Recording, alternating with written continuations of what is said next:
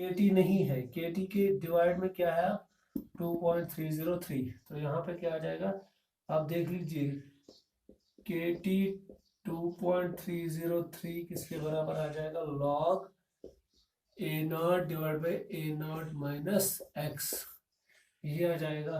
तो अब आप क्या निकाल सकते हो, अब आप टाइम टी भी निकाल सकते हो, तो वो क्या, अगर आपको टी निकालना हो तो क्या बन जाएगा 2.303 डिवाइड बाई के log of a naught divide by a naught minus x, in terms of क्या, शाबाश, कॉमन लॉग। तो अगर आपको के निकालना हो क्या बन जाएगा 2.303 डिवाइड बाई टी लॉग, शाबाश, a naught divide by a naught minus x. तो ये सभी इक्वेशंस आपको किसी न किसी तरीके से याद रखनी है, कहाँ पे क्या हमें करना है। तो ये सारी चीज़ें आपको याद रखनी है।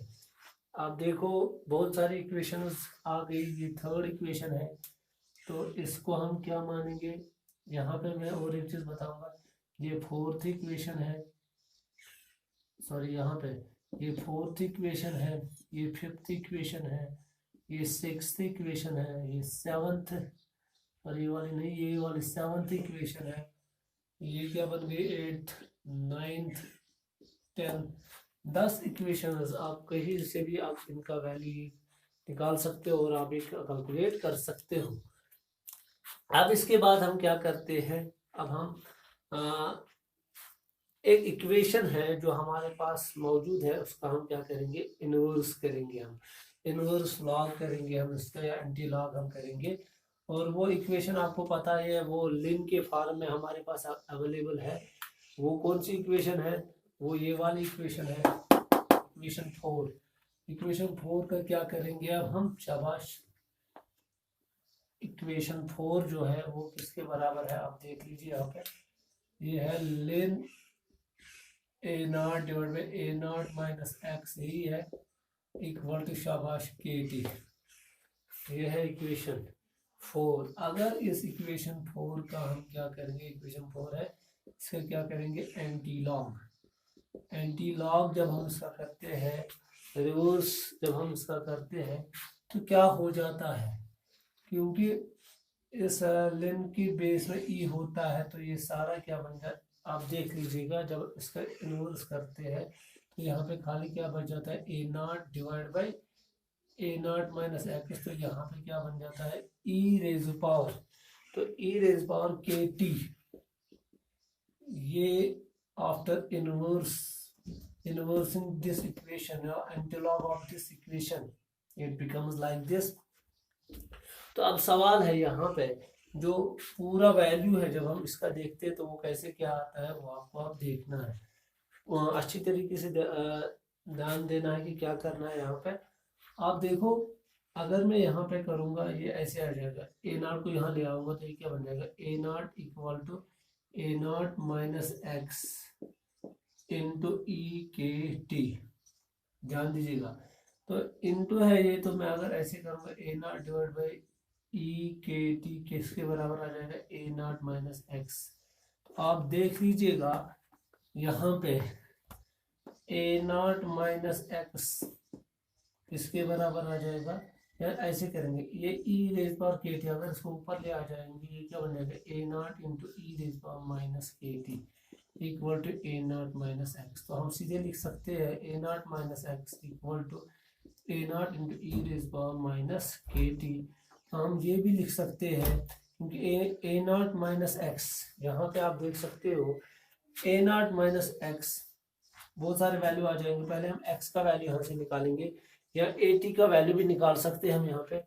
ए टी का वैल्यू, ए नॉट माइनस एक्स खुद ए टी के बराबर होता है, इक्वल टू, शाबाश, a naught e raise power minus k t. तो यहाँ से हम x का वैल्यू भी निकाल सकते हैं, आप देख लीजिएगा, यहाँ पे हम x का वैल्यू भी निकाल सकते हैं। वो कैसे निकालेंगे वो आपको देखना है। इस वाली इक्वेशन से हम x का वैल्यू निकाल सकते हैं। आप देखो वो क्या बन जाएगा, अगर मैं इस x को यहाँ ले आऊँगा तो ये क्या बन जाएगा, a naught minus a naught e raise power minus k t, ये यहाँ आ जाए, ये minus equal to x, x यहाँ ले आया, ये प्लस एक्स बन गया, इसको यहाँ ले, ये क्या बन गया, शायद माइनस। तो यहाँ पे क्या हो जाएगा, यहाँ पे ए नॉट को क्या निकालेंगे, कॉमन, ए नॉट 1 माइनस शाबाश ई raise power minus k t equal to x. तो एक्स का वैल्यू अब आपको पता चल गया कि एक्स का वैल्यू किसके बराबर होता है। जिस तरह आपने जीरो ऑर्डर में देखा एक्स का वैल्यू किसके बराबर था, के टी के बराबर, और यहाँ पे एक्स का वैल्यू किसके बराबर है, a naught 1 minus e raise power minus k t. ये है किसका वैल्यू, ये एक्स का वैल्यू है। तो क्योंकि हमें यहाँ पे बहुत सारी चीज़ें कैलकुलेट करनी पड़ती है, और यहाँ पे आपको इस इक्वेशन से ये भी पता चलता है कि जो ये इक्वेशन है ये एक्सपोनेंशियल लॉ को फॉलो करते हैं। ये एक्सपोनेंशियली क्या, शाबाश, इसमें जो रिएक्टेंट्स की कंसंट्रेशन है वो एक्सपोनेंशियल लॉ को फॉलो करे, क्योंकि एटी कंसंट्रेशन है रिएक्टेंट्स की एट एनी टाइम टी, तो वो किसके बराबर है, a naught into e raise power minus k t, क्योंकि एक्सपोनेंशियली वेरी करती है कौन, शाबाश, concentration of the reactant exponentially vary करती है।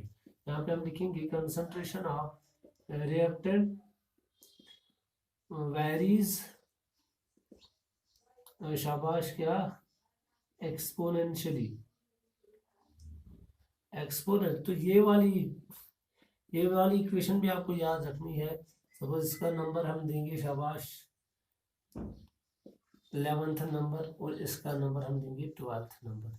ये 12th इक्वेशन है, ये 11th इक्वेशन है, ये सारी इक्वेशंस हमें काम आएंगी। तो यहाँ से आपको पता चला कि जो प्रोडक्ट है वो एक्सपोनेंशियल पैटर्न को फॉलो करता है। Concentration of reactant varies exponentially, that is the, जो हम क्या कहते हैं, जो प्रोडक्ट है वो भी एक्सपोनेंशियल पैटर्न को फॉलो करता है। आप देख लीजिएगा, एक्स प्रोडक्ट है, एटी रिएक्टेंट है, ये भी एक्सपोनेंशियल वैल्यू को फॉलो करता है, और एक्स प्रोडक्ट है तो ये भी किसको फॉलो करता है, एक्सपोनेंशियली ये भी वेरी करता है। तो रिएक्टेंट भी एक्सपोनेंशियल पैटर्न को फॉलो करता है और प्रोडक्ट भी एक्सपोनेंशियल पैटर्न को, शाबाश, product also follows exponential pattern। तो ये आपको यहाँ पे याद रखना है। जब भी कोई एक्सपोनेंशियल पैटर्न फॉलो करता है तो याद रखिएगा वो कभी भी अरिथमेटिक प्रोग्रेशन को नहीं एक्सेप्ट करता है, वो खाली किसको एक्सेप्ट करता है, जीपी को, ज्योमेट्रिकल प्रोग्रेशन को वो क्या एक्सेप्ट करता है। तो ये चीज़ें आपको यहाँ पे याद रखनी है। अब हमें क्या निकालना होता है, शाबाश, हमें यहाँ पे निकालना होता है जिसको हम क्या बोलते हैं, अल्फा भी हमें निकालना पड़ता है। अल्फा क्या होता है, डिग्री ऑफ डिसोसिएशन। तो अब वो भी निकालेंगे यहाँ पे ही। डिग्री ऑफ डिसोसिएशन किसके बराबर होता है, डिग्री ऑफ डिसोसिएशन याद रखिएगा, इसको हम अल्फा से मान के चलो, एक्स बाई ए नॉट के बराबर होता है। आपको पता ही है एक्स किसके बराबर यहाँ पे आ गया, अभी हमने निकाला वैल्यू, उसका किसके बराबर आ गया, एक्स का वैल्यू था ए नॉट इंटू 1 माइनस, शाबाश, 1 माइनस ई इंटू, शाबाश, माइनस के टी, वही आया था, ई माइनस के टी ये था। और नीचे क्या है, ए नॉट कैंसल, तो अल्फा किसके बराबर आ गया, 1 माइनस ई रिजवा माइनस के टी। और आप देख लीजिएगा डिफरेंस कितनी है, वहाँ पे अल्फा किसके बराबर था, जब हमने निकाला था वहाँ पे अल्फा वो के T divide by a not के बराबर था। जीरो ऑर्डर में अल्फा का वैल्यू के T divide by a not के बराबर, माने यहाँ पे अल्फा का value 1 minus E raise power minus k T. That mean यहाँ पे अल्फा भी कौन सा जो ये फॉलो करता है, शाबाश, वो भी एक्सपोनेंशियल पैटर्न को फॉलो करता है। तो इन सब चीज़ों का आपको ध्यान रखना है। इसके बाद हमें क्या निकालना पड़ता है, शाबाश, जिसको आपको पता ही है, हाफ लाइफ टाइम निकालना पड़ता है, T half of the first order reaction. और आपको पता ही है टी हाफ कौन सा टाइम होता है, in which 50% of the reaction get is completed, time in which 50% of the reaction gets completed। यहाँ हम ये भी कह सकते हैं रिएक्टेंट, रिएक्शन के बजाय आप रिएक्टेंट भी लिख सकते हो रिएक्टेंट। जब रिएक्टेंट का 50% कंप्लीट हो जाएगा तो उसको हम क्या मान के चलते हैं, शाबाश, उसको हम मान के चलते हैं उस टाइम हाफ लाइफ टाइम। और आपको पता ही है जब हम टी हाफ करते हैं एट टी हाफ, जो कंसंट्रेशन होती है वो किसके बराबर होती है, आपको पता है इनिशियल कंसंट्रेशन कितनी होती है, a naught divide by 2, half of a naught होगी। तो जब हम इसी टी हाफ पे जब हम कंसंट्रेशन को पुट अप करेंगे तो तब जाके हम क्या कहेंगे, एट टी हाफ, जब हम ऐसे मान के चलेंगे एट टी हाफ शाबाश, x will be equal to a not divide by 2।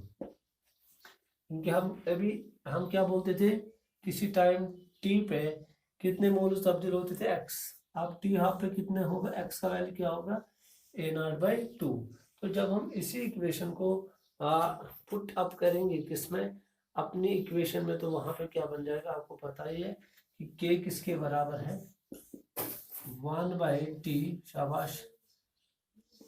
हाँ, ये ऐसे भी है, अगर हम नेचुरल लॉ के फॉर्म में लिखेंगे तो 1 बाई टी, शाबाश, ln of a naught divide by a naught minus x था, अब एक्स का वैल्यू क्या है, ए नॉट बाई 2, ये है ना। तो के का वैल्यू क्या है, के यहाँ पे भी लिखेंगे क्या, शाबाश, हाफ, ये है ना, क्योंकि टाइम भी कितना है, टी हाफ। तो यहाँ पे क्या आ जाएगा, अब के का कोई लिखना जरूरी नहीं, तो टी हाफ पे क्या आ जाएगा, 1 बाई के, शाबाश, लिन ऑफ, तो यहाँ पे ये बन जाएगा a naught divide by a naught by 2। तो ये क्या बन जाएगा, ये सीधे बन जाएगा 1 by k ln of 2 divide by a naught into a naught, cancel, क्या बन जाएगा, टी हाफ इसके बराबर आ जाएगा लिन ऑफ 2 डिवाइड बाई के आ जाएगा। ये है इन टर्म्स ऑफ क्या, शाबाश, नेचुरल लॉग। और जब हम कॉमन लॉग में इसका वैल्यू पुट करते हैं तो वहां पे टी हाफ किसके बराबर आता है, शाबाश, वहाँ वो आता है log 2.303 into log 2 divide by के। ये है किसमें, कॉमन लॉग में। कॉमन लॉग में किसके वैल्यू टी हाफ किसके बराबर आता है, 2.30 इंटू लॉग 2।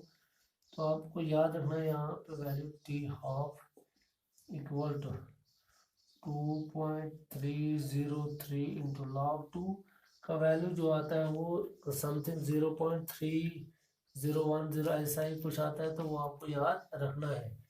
लॉग 2 का वैल्यू 0.3010 कुछ ऐसा आता है, तो टी हाफ का डिवाइड बाई के, टी हाफ का वैल्यू क्या आ जाता है, 0.693 डिवाइड बाई के।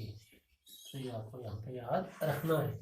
तो कुछ लॉग के वैल्यूज आपको याद रखने हैं। log 2 का वैल्यू होता है 0.2।